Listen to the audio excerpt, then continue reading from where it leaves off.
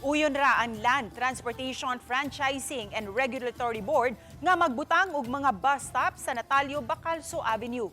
Kinihuman magkasabot sila Cebu City Mayor Nestor Archival ug Cebu Governor Pamela Baricuatro nga butangan og bus stop sa USJR ug CIT nga mamihimong kanaugan sa tanang mga pasahero inay nga moderecho sa South Bus Terminal. Apan giklaro sa LTFRB nga gikinahanglang musumiter og bag-ong traffic route plan ang LGU alang sa pag-usab sa fare matrix kung gikinahanglan. Ang aming papel, kuan lang, from point of origin to point of destination. The terminal. Yun. Moray amoa.